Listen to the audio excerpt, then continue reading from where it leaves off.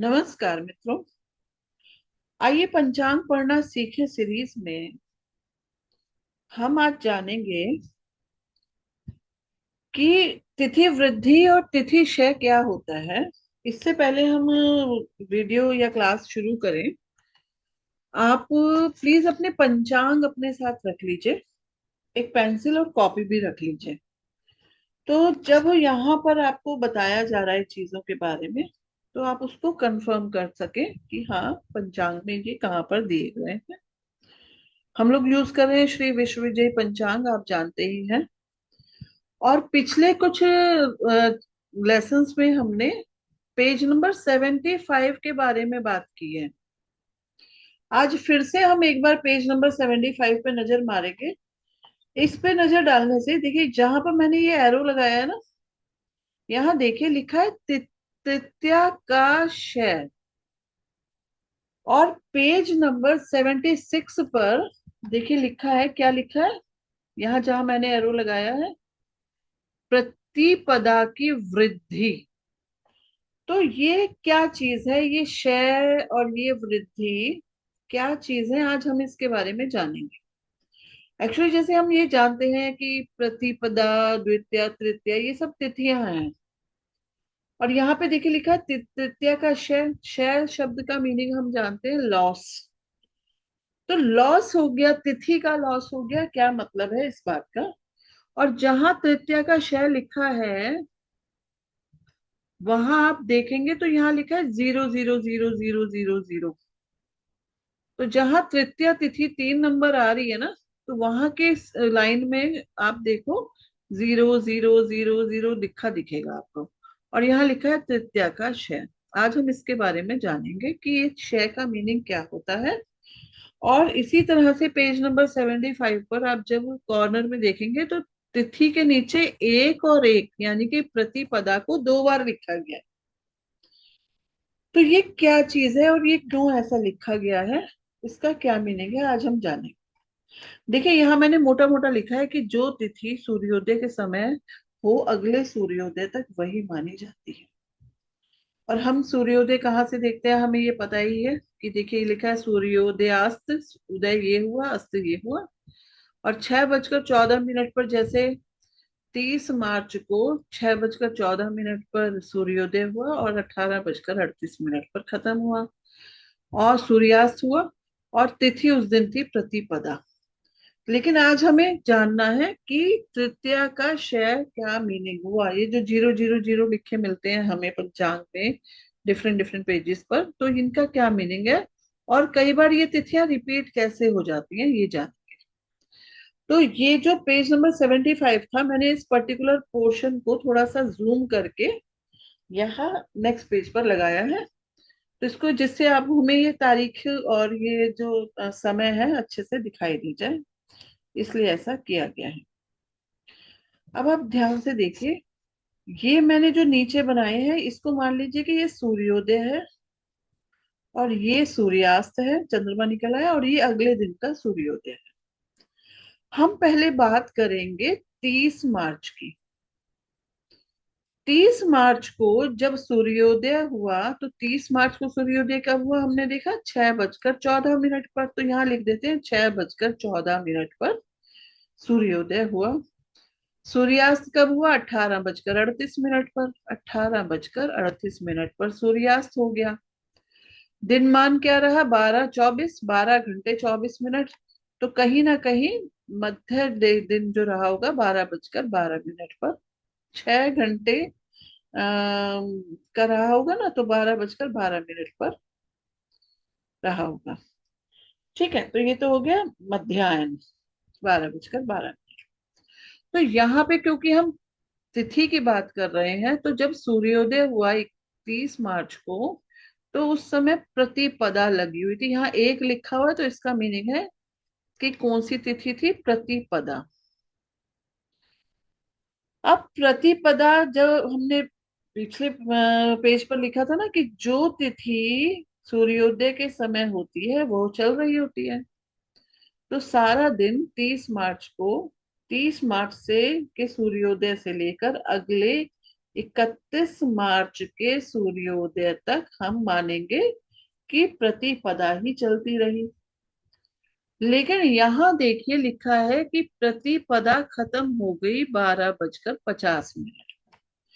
तो मध्याह्न के बाद जब 12:50 का समय आया, तो एक्चुअली यहाँ पर प्रतिपदा खत्म हो गई।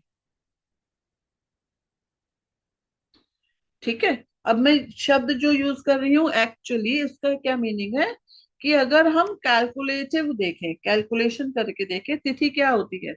जब मैं आपको तिथियों की कैलकुलेशन करना सिखाऊंगी तब आपको समझ आ जाएगा। ये एक सूर्य और चंद्रमा के बीच की स्थिति है, और एक तिथि का मान 12 डिग्री होता है। चंद्रमा और सूर्य के भूगांश के बीच में जितनी दूरी होती जाती है उसी के हिसाब से तिथियां बढ़ती जाती हैं। ठीक है। तो जब अमावस्या होती है तो अमावस्या के समय सूर्य और चंद्रमा बिल्कुल एक ही डिग्री पे आ जाते हैं, और जैसे जैसे चंद्रमा सूर्य से दूर होता जाता है तो तिथियां बढ़ती जाती हैं। तो 12 डिग्री तक प्रतिपदा रहती है, 12 डिग्री, फिर 24 डिग्री, ऐसे 36 डिग्री। ये जब हम लोग मैथमेटिकल पार्ट करेंगे तो अब आपको और अच्छे से समझ आएगा। तो 12:50 पर एक्चुअली कैलकुलेटिवली, गणनात्मक तरीके से प्रतिपदा खत्म हो गई, और यहां से शुरू हो चुकी थी द्वितीया। लेकिन जब हम त्योहार वगैरह मनाते हैं तो हम जो सूर्योदय के समय तिथि होती है उसी को ही सारा दिन मान लेते हैं, और ये मानते हैं कि जब अगले दिन का सूर्योदय होगा तभी तिथि को चेंज माना जाएगा।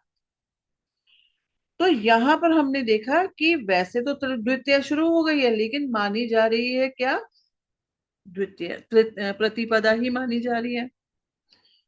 तो जब 31 मार्च का सूर्योदय हुआ, तो हम देखें कि सूर्योदय 31 मार्च का कब हुआ, 6:13 पर। तो 6:13 पर जब 31 मार्च का सूर्योदय हुआ, तो हमने देखा यहाँ द्वितीया चल रही थी। तो यहाँ लिख देते हैं द्वितीया। ठीक है। अब सूर्योदय हो गया 6:13, फिर 7 बजे, 8 बजे, 9:12 पर ये द्वितीया खत्म हो गई। ये देखिए लिखा है ना, 9:11। 9:11 पर द्वितीया समाप्त हो गई। लेकिन क्योंकि सूर्योदय के समय द्वितीया थी तो हम सारा दिन द्वितीया मनाएंगे। ठीक है। कब तक मनाएंगे, 1 अप्रैल तक, जब तक 1 अप्रैल का सूर्योदय नहीं होता। और 1 अप्रैल को सूर्योदय कितने बजे हुआ है, 6:11 पर। ठीक है। अब देखिए यहाँ कहानी कैसे शुरू हुई, कि जब द्वितीया खत्म हो गई तो तृतीया शुरू हो चुकी है। यहाँ रात भर तृतीया रही, तृतीया रही, तृतीया रही, और ये शाम है, सूर्यास्त का समय है। कौन सी तारीख का, 31 मार्च का। तो 31 मार्च को सूर्यास्त हुआ 18:39 पर। 18:39 के बाद 19, 20, 21, 22, 23 और ये 24 आ गया, मध्य रात्रि। 24 के बाद कैसे चलेगा, 1, 2, 3, 4, 5 और 6 बजे, और 6:11 पर सूर्योदय हुआ। ठीक है। यहाँ पर 4, 3, 2 और 1, ये 24 है। लेकिन जैसे हमने ये देखा था ना कि 29 लिखते हैं, 26 लिखते हैं, ऐसे लिखते हैं ना। तो 24 के बाद ये हमारे पंचांगों में ऐसे लिखा होता है कि 25 बज गया, 26 बज गया, 27 बज गया, 28 बज गया, 29 और 30 बज गया। तो जब हम ये देख रहे हैं कि तृतीया जहाँ पे 3 लिखा है, वहां देखा 29:43 यानी कि 43 पर। तो 29-43 कब हुए होंगे, ये 30 से थोड़ी देर पहले। यहाँ पर 29-43 पर तृतीया खत्म हो गई। यहाँ तक तृतीया चली, और उसके बाद तृतीया खत्म हो गई। यहाँ जो तृतीया शुरू कब हुई थी, 31 मार्च को ही कब शुरू हुई थी? 9:11 पर शुरू हुई थी। और वो तृतीया सूर्योदय से पहले, कौन से सूर्योदय से पहले? 1 अप्रैल के सूर्योदय से पहले ही खत्म हो गई। तो जो ये तृतीया तिथि थी, ना तो उसे 31 मार्च का सूर्योदय देखने को मिला, और ना ही इसे 1 अप्रैल को सूर्योदय देखने को मिला। क्योंकि 1 अप्रैल का जब सूर्योदय हुआ तब कौन सी तिथि लग चुकी थी? चतुर्थी तिथि लग चुकी थी। और हमने पिछले पेजेस पर बार बार पढ़ा है कि जो तिथि सूर्योदय के समय हो अगले सूर्योदय तक वही मानी जाती है। तो 31 मार्च को जब सूर्योदय हुआ था तो द्वितीया तिथि थी। तो 1 अप्रैल तक के सूर्योदय तक कौन सी तिथि मानी जाएगी? द्वितीया ही मानी जाएगी। लेकिन 1 अप्रैल को सूर्योदय के समय, यहाँ देखिए लिखा है 1 अप्रैल को सूर्योदय के समय कौन सी तिथि मिली? चतुर्थी तिथि मिली। तो इसका क्या मीनिंग हुआ? तृतीया तिथि को ना तो 31 मार्च का सूर्योदय देखने को मिला और ना ही 1 अप्रैल का सूर्योदय देखने को मिला। इसीलिए यहां लिखा है कि तृतीया का क्षय हो गया। ठीक है। अब देखिए तिथि वृद्धि की बात करते हैं। तिथि वृद्धि में यहाँ हम लोग ले रहे हैं 13 अप्रैल का। तो 13 अप्रैल को जब सूर्योदय हुआ, सूर्योदय कितने बजे हुआ? 5:58 पर। 5:58 पर सूर्योदय हुआ, 18:46 पर सूर्यास्त, और 14 तारीख को 5:57 पर सूर्योदय हुआ। ये है 13 अप्रैल की कहानी और ये है 14 अप्रैल की कहानी। तो जब 13 अप्रैल को सूर्योदय हुआ तो प्रतिपदा लगी हुई थी। ठीक। प्रतिपदा लगी हुई है, सारा दिन प्रतिपदा चल रही है, प्रतिपदा चल रही है, चल रही है, चल रही है, चल रही है। और ये प्रतिपदा कब खत्म हो रही है? 8:25 पर। कब? 14 तारीख को। 14 तारीख को सूर्योदय हो जाता है 5:57 पर। और 5:57 के बाद 6, 7, 8। और कब खत्म हो रही है ये प्रतिपदा? सूर्योदय के बाद 8:25 पर खत्म हो रही है। समझे बात आप? तो 8:25 पर कौन सी तिथि खत्म हो रही है? प्रतिपदा। और हम बार बार पढ़ रहे हैं कि जो तिथि सूर्योदय के समय होती है वही पूरे दिन मानी जाती है। तो जब 14 अप्रैल को सूर्योदय के समय प्रतिपदा थी, तो पूरा दिन 14 तारीख को पूरी रात, यानी कि 15 अप्रैल तक के सूर्योदय से पहले पहले वो प्रतिपदा ही मानी जाएगी। इसका मीनिंग ये हुआ कि इस प्रतिपदा को 13 अप्रैल का सूर्योदय देखने को भी मिल गया और 14 अप्रैल का सूर्योदय भी देखने को भी मिल गया। इसने दो सूर्योदय देखे। 13 अप्रैल का भी किसने? प्रतिपदा की बात कर रहे हैं हम यहाँ।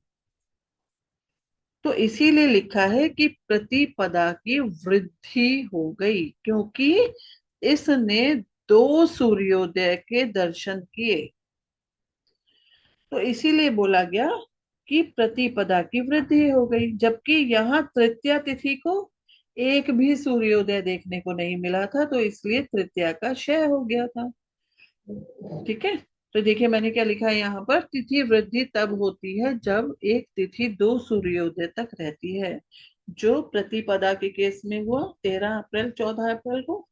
और तिथि क्षय तब होता है जब एक तिथि सूर्योदय के बाद शुरू होकर अगले सूर्योदय से पहले ही समाप्त हो गई, एक भी सूर्योदय उसे देखने को नहीं मिला। तो सूर्योदय ना देखने के कारण उस तिथि का क्षय हो गया। आशा है आपको ये समझ आया होगा। पंचांग में जहां पे भी आपको 0, 0, 0, 0 देखने को मिले, तो आप ठीक से समझ जाइए कि तुरंत कि अरे ये तो तिथि क्षय हो गया। कैलकुलेटिव पार्ट हम बाद में करेंगे जरूर, मैथमेटिक्स का पार्ट है। और तिथि वृद्धि तब होगा जब आप पंचांग में देखें कि एक ही तिथि के नंबर दो दो बार लिखे हुए हैं। ऐसे कई बार आएगा पंचांग देखते समय। आशा है आपको ये वीडियो ज्ञानात्मक लगी होगी। आपको काफी, बस ये रिक्वेस्ट है कि प्लीज आप लोग अपने पंचांग सामने लेके बैठेंगे तो आपको ज्यादा अच्छे से क्लियर हो पाएगा। धन्यवाद।